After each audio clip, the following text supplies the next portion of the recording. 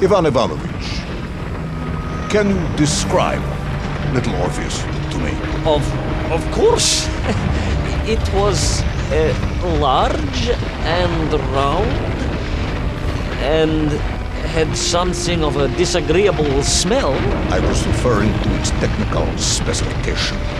Well, General, I am no man of science, but it had this radio thing that I was supposed to use to let the surface know I had arrived, and some sort of battery wrapped in this lead box.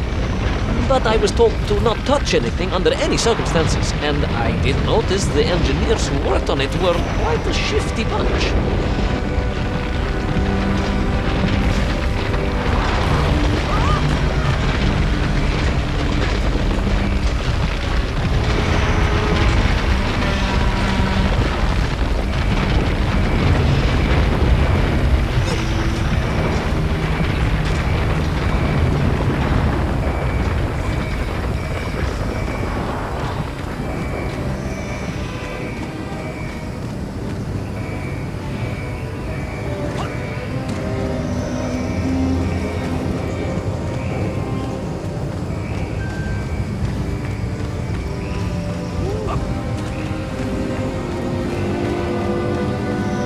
The little Orpheus device contained a radio transmitter capable of sending a signal through miles of solid rock.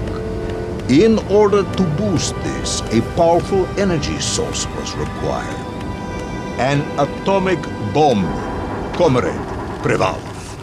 An atomic bomb that you have lost somewhere below the Earth's crust. Yes, that bomb. Of course, General. I can explain everything. But it is a long and somewhat complicated story. And let me assure you, this is not a case of milking chickens. But you won't understand where your bomb and little Orpheus has ended up unless I start at the very beginning and you let me tell you where I've been for the last 3 years.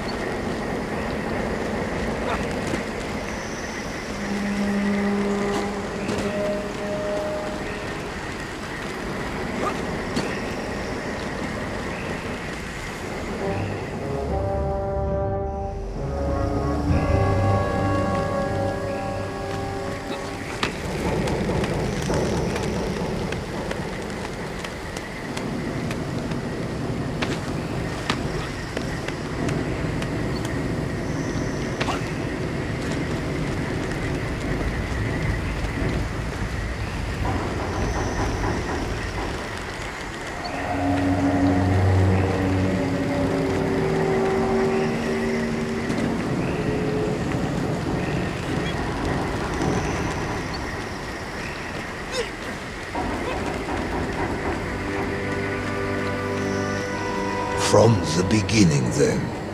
But this had better be good. Good, General. It's more than good. It's extraordinary. And it began like this.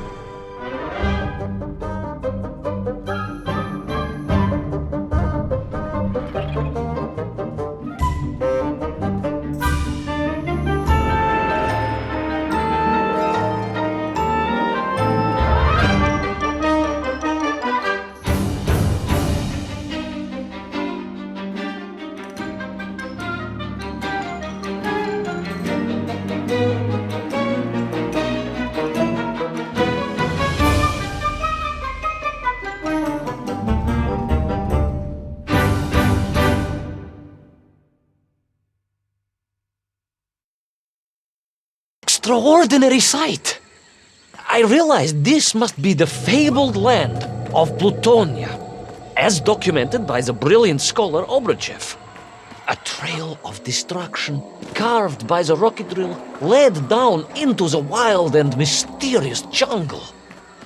The rocket drill itself must have snapped in half somewhere below Kamchatka, and little Orpheus bounced out and became lost in that prehistoric forest. If I was ever to get home, my mission was clear: to find little Orpheus.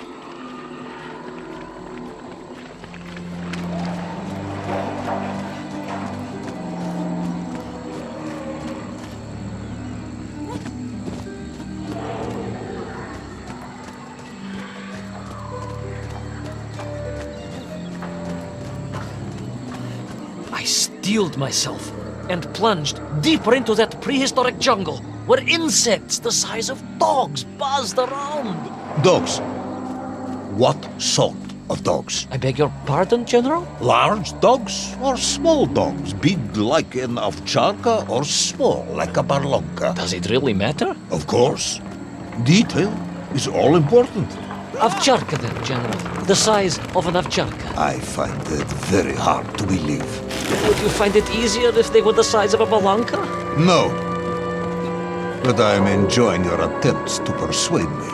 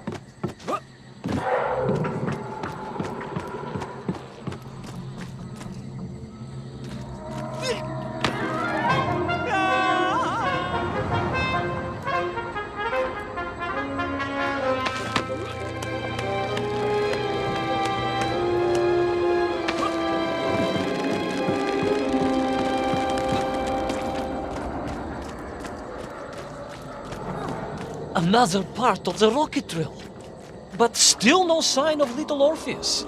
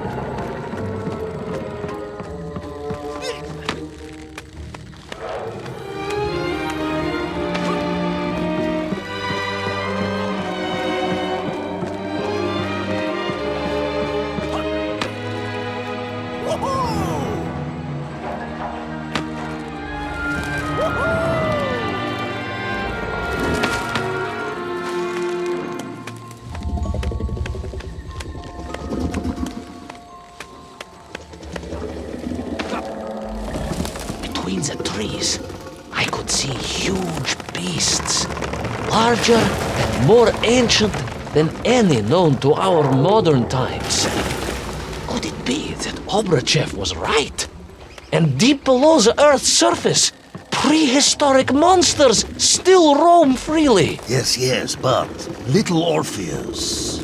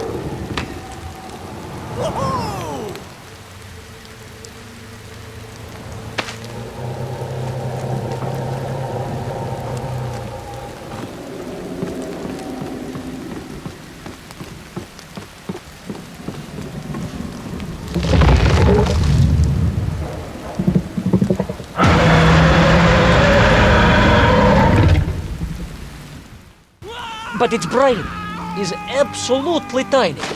So it can roar and roar as much as it likes, but it will never be a match for the sharpened mind of the good Soviet worker. All I needed was a plan to outwit the monster.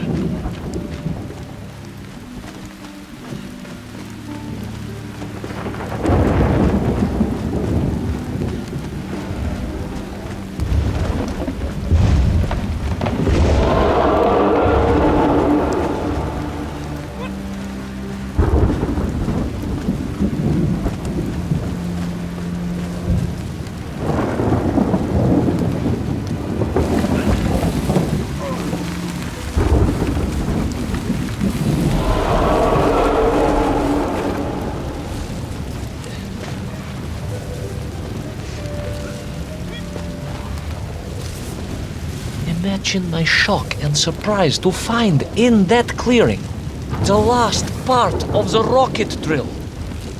More shocking was the fact it had been ransacked. Someone had made off with the tools, the weapons, the rations, and the spare parts for the Pragviev. I began to suspect foul play. Perhaps little Orpheus was not lost at all, but stolen. All I could do was follow the trail further into Plutonia.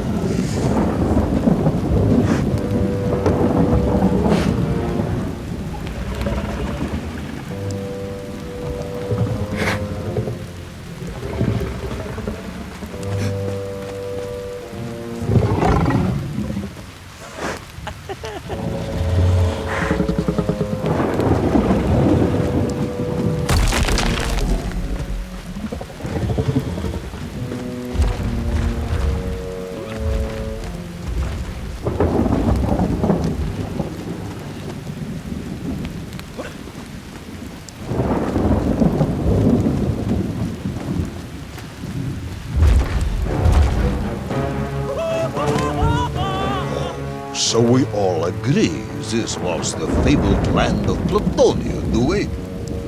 I don't remember accepting that. I will admit it might not have been Plutonia if you are prepared to accept the dinosaur.